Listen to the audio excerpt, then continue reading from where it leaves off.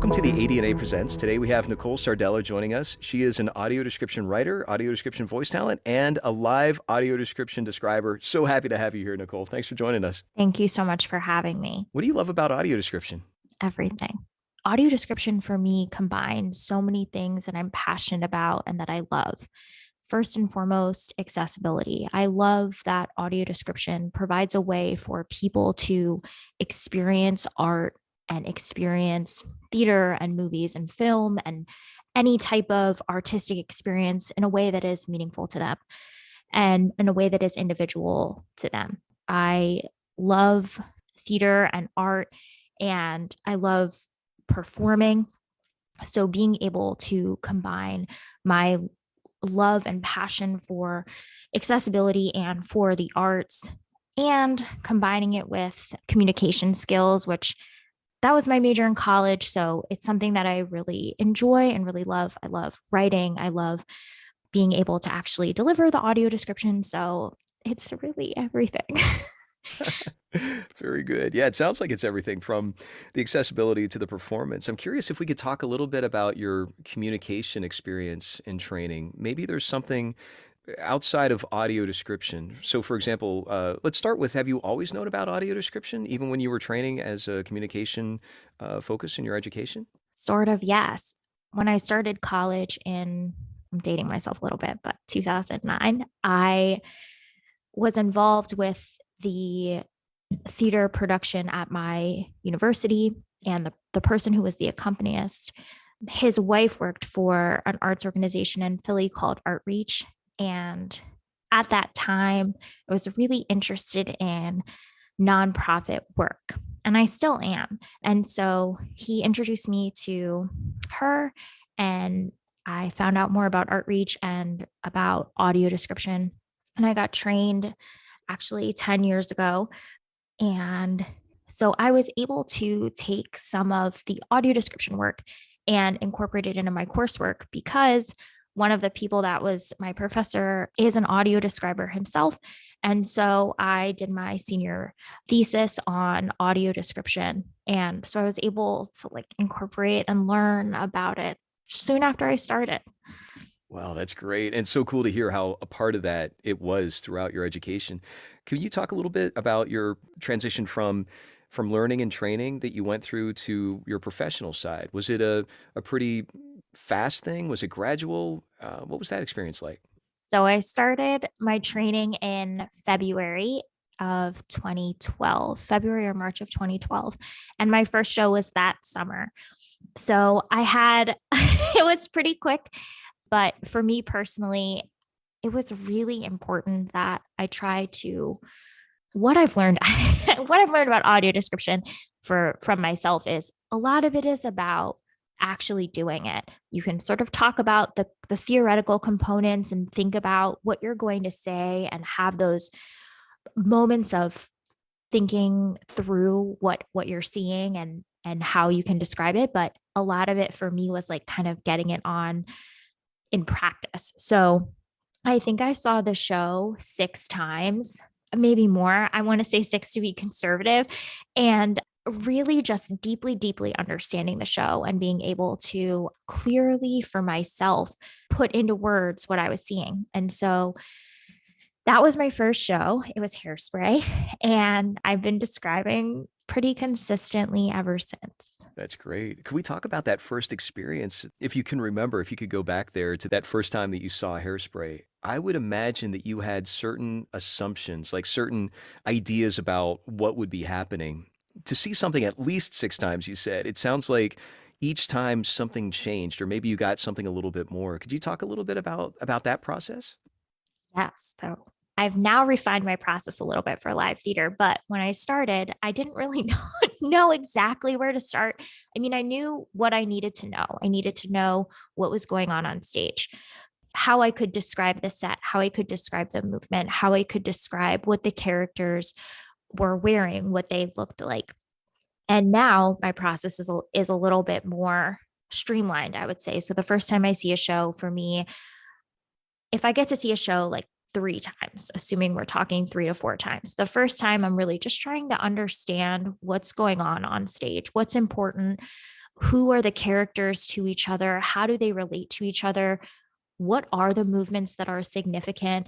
And then depending on the set, I'll try to take some notes on the set because sometimes I find those are really complicated and complex and have a lot going on and they're conveying so much information. Then the second time I see the show, while still trying to continue to more deeply understand what is significant, what are the significant actions that are moving this plot forward. That's the show that I take notes on the costumes and what the actors look like and any other, I would say, components that are significant. Because one of the things about audio description that I find so interesting is that each show, while you have the same technique and approach, each show is so different. And what is important is so different. And so being able to be like reactive to that is really important.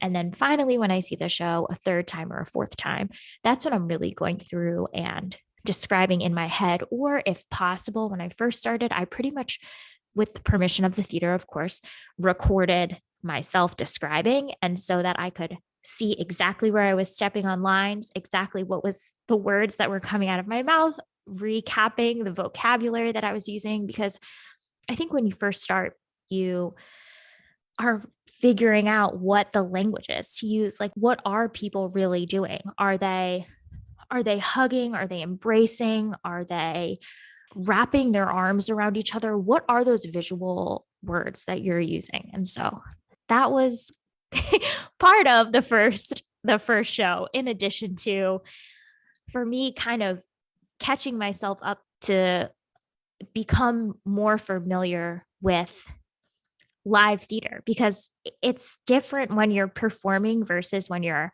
watching a performance. And so transitioning to that for me was really fun, but it was certainly a different way to think about the performance. I love to hear how you've evolved your own way of making this happen. And the thing that stuck out, obviously, you said it a bunch of times, was the significance. That second time of when I'm reacting to what's happening for this individual performance, what's sticking out. It's such a beautiful approach. And it's so much more, it sounds more organic than just the I'm going to do this, I'm going to do that.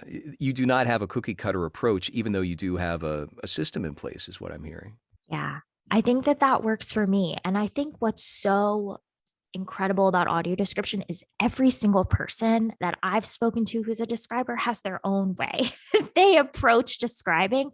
And I think that for me, this has been a 10-year journey of getting to that point where I know for show, plot, and costumes, or plot and set, second show, plot and costumes, third show, description, practice. And I think for me, that has been part of my journey as a describer to kind of get to that point. You had mentioned just now about others that do this work. What kind of interaction has that been? Is it kind of informal? Do you just meet online? Is it like social media? Do you have get-togethers? I mean, pre-pandemic, I guess, but I know. yeah. Yeah. So two of the people that trained me in audio description, like I said, one of them was my professor, and the other one I've known through describing and doing work. And so they've been doing it for a really long time. And so if I'm at a place where I have questions about like what I'm describing, what I'm doing, I just call them, especially for me personally in the pandemic, transitioning from what was, I would say, almost 100% live description to 100% recorded description. It was such a change. And I wanted to make sure that I was thinking about everything that I should be thinking about and trying to kind of adjust what was in person live through a steno mic to me and my closet with this microphone and just figuring out what I'm doing. What a cool transition. I'd love to ask also, especially when you were doing live AD, I'm sure you got feedback from our audiences. The blind and low vision audiences have had such an important, this work was created by blind people for blind people, that Yes, blind people are now included. How has that changed you? it has been pivotal and instrumental in my work as an audio describer.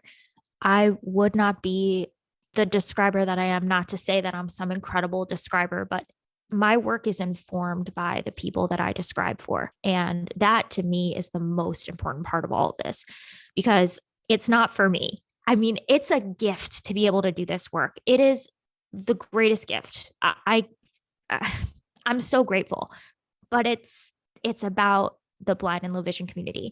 And so I started it's so embarrassing to talk about. But when I started, I must have had 10 pages of notes. I was like, every detail is so important. And I was like describing things that I had to research without explaining them to people. And I'll never forget, I described a kitten heel in my notes. And after the notes, someone was like, "What's a kitten heel?" And I was like, that is totally on me for not saying a kitten heel is a 1 inch heel and not giving that visual. And for me, that has been like, I think about that moment all the time when I'm writing my notes, because I'm thinking, okay, have I sufficiently described what this object really is? And is this important? Because as a describer, I mean, you could spend, I audio describe the flower show in Philly, and I feel like I could spend 2 hours per exhibit. Easy, like easily.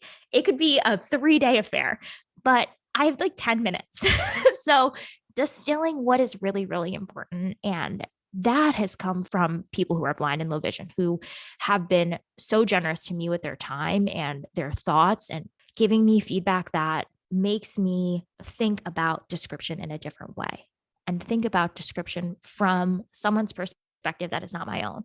Because I think it's so important. And I think it's your duty as a describer to talk to your audience and to listen to them and to incorporate what they say to you. Very well said. Thank you for that. Yeah, of course. And this is my other cat, Marty. Oh, Marty. Hey, Marty. Also loves describing. Very good. Got to be a part of it. It's a different kind of kitten heel there. Always. Um, Yes. when you transitioned during the pandemic to the closet, I'm wondering about the difference. Oh, right there. I guess that's the start of the answer. I'm wondering about some of the challenges that you were really proud and how you overcame, because I'm assuming that there's a lot of things that were different. Yes. So one of the things I miss the most is the people.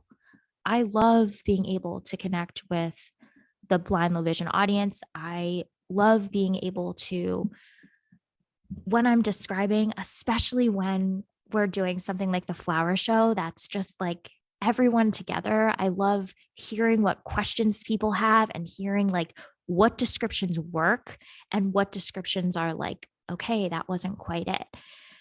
And being able to have that like relationship and have that communication, and it's almost like it becomes a conversation.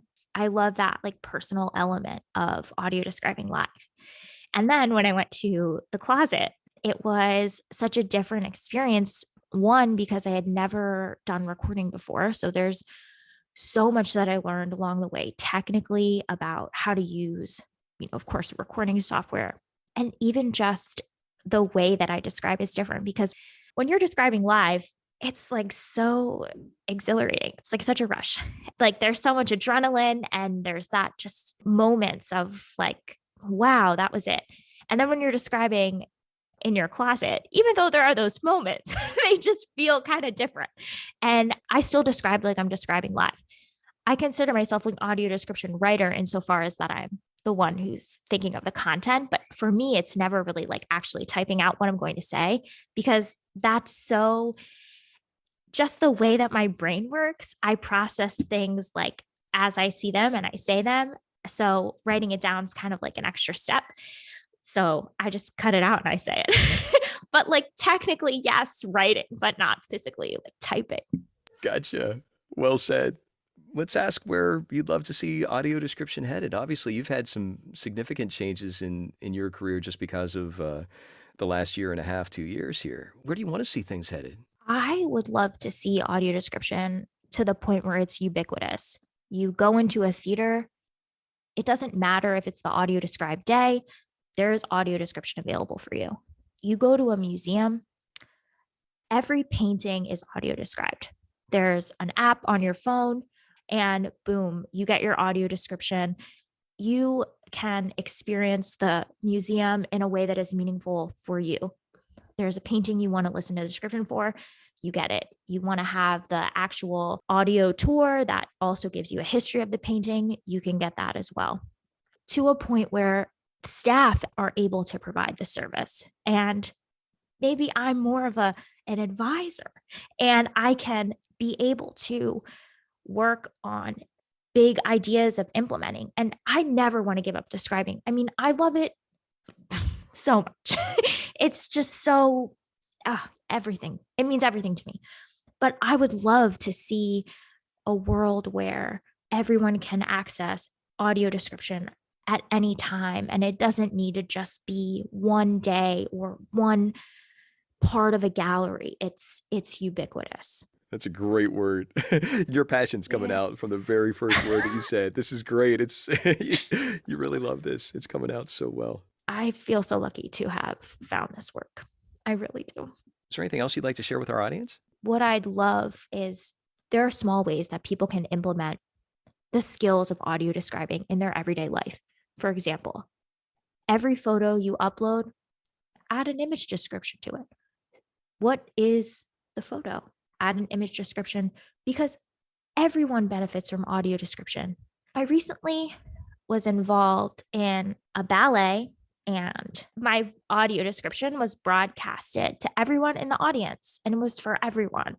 And it was, for me personally, one of the greatest moments because it brings this visibility to audio description because it is typically not something that's super visible. People who are not in the blind low vision community don't really know about it. And it's a service that can really benefit people. And I think even for someone who is sighted and wouldn't typically think about using audio description, I mean, I think it provides this way of experiencing the art. For me specifically, it's like live art or visual art, but in a way that is different and you get a deeper and different understanding. And I hope we reach the point of it being ubiquitous. But one small way to get there is like people taking individual steps, advocating for audio description at their organizations, wherever they have a voice. But even just adding image descriptions, labeling it as such, brings awareness that maybe otherwise, wouldn't be there. Great to say it. Add alt text. Here we go. Yes. It's just a small step, but I think it's an important one. Nicole, how can we follow you? Websites, social media, that sort of thing? Yes, I am at Audio Describer on Instagram, and my website is audiodescriber.com. I'm starting to venture into TikTok, but I'm not there quite yet. But I do have at Audio Describer on TikTok as well. Stay tuned. Coming soon. There we go. Yes, yes. Very cool. Well, thanks so much for joining us, Nicole. This has been great. Thank you. Thank you for having me, and thanks for doing this.